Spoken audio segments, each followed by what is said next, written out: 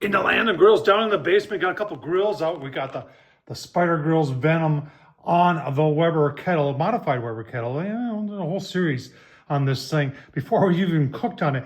But when I did that, I had a lot of questions on what grills, Weber 22-inch, is that compatible with. We're going to answer all your questions today. And along the way, we're going to answer the question, can you convert a regular Weber 22 that's got the sweep with this style ash catch into one like that?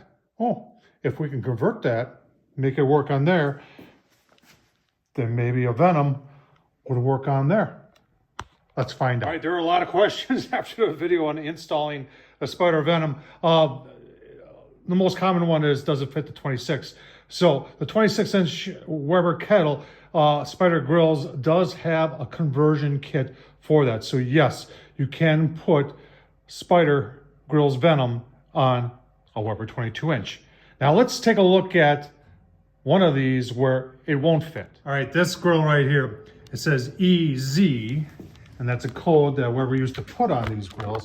And if we look it up, we can see EZ is 1998. Now let's take a look at the bottom of the 1998 Weber Kettle. So if your kettle has got 3 daisy wheels in it with all those holes, the Spider Grills Venom will not fit. Right, so then the real question comes into, what makes this one so different than this one?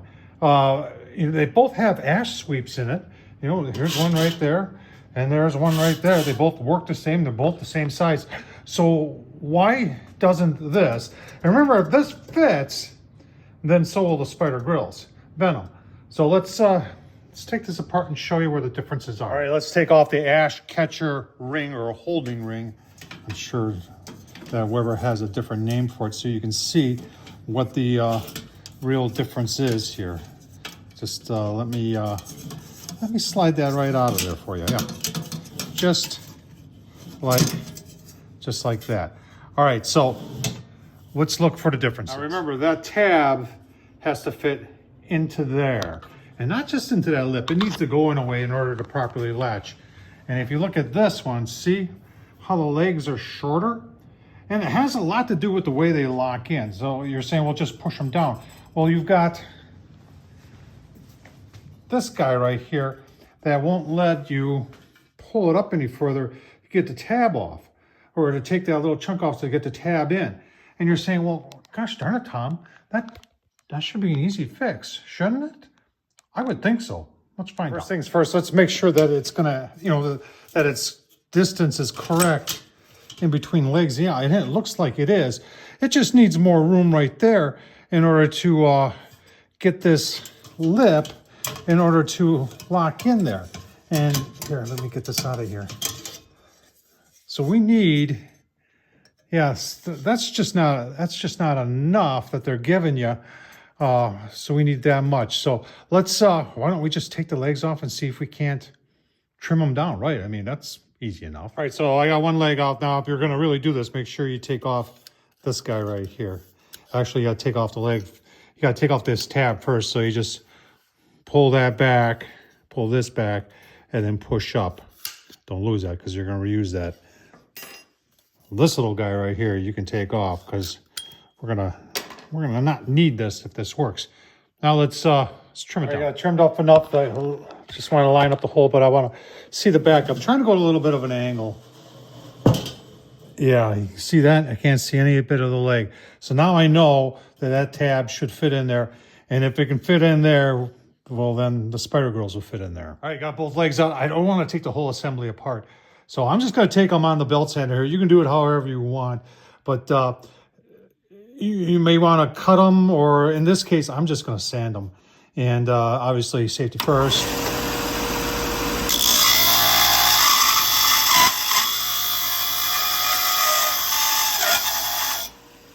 All right, so I'll just take them down until I got enough. Then I'll break the inside and the outside edge and put it back together. See, we are complete. We got them ground down, reinstalled. Only made one little mistake. Got this upside down. I am not going to take it apart. and gives it character. You're probably saying, Tom, are these available? Let's see if they looks like you can get from Amazon. This is just a quick search. There's probably other outlets. For 70, let's just call it $77. I got it slid on there. We just gotta, and get those tabs in. This one was bent out a little bit. I should have probably bent them back before I put them in. In fact, you know, I'm gonna take it off and bend them back a little bit. That's only because I took it off another grill. Imagine that. See how it fits in there? All three of them. Yep. Perfect. So now we just converted this, because if this fits, which it does, then you know that you can put your Spider Grills Venom on your Weber. Just like that. Super simple. Remember, if I can do it, so can you. So just answered your questions, you know, which Weber kettles will fit. Well, I think we've now narrowed it down to the only ones with the daisy wheels in the bottom are probably the only ones that won't fit. If it's got a 26-inch, if you got 26-inch and it's got this same setup down there, you can make it fit. I just showed you how to do it. If it's got the daisy wheels on the bottom, then it won't fit. So now I showed you how to make it fit. Tom Horsman, YouTube, thumbs up, leave a comment. And as always, I can't say it enough. Thanks for watching. Oh, you said you want to see the rest of the grills down here? Well, there's the Venom right there. Here's a Dr. Pepper. There's a little 18-inch. That's going to be for my grandson, Baker. There's the one we just did. That's the Miller Lite. Yeah, pretty cool. There's the one we converted. We've got the rotisserie on there. There's an old one. That's 1970s, patent pending. There's anniversary model. And here's, oh man, the Buffalo Forge from 1950s. Did a restoration on that. We got a couple Tonkas. That's right, Tonka trucks. Remember, they made grills too back in the 60s. Fire bowls, they were called. Those two right there. And this one was also made by them, which was sold to a discount chain in Minnesota somewhere. And then we've got the Weber Char Q, which is it's charcoal equivalent of the Weber Q. They made that for 2 years. And there's a Dr. Pepper down there. So there you go. There's a tour in the basement.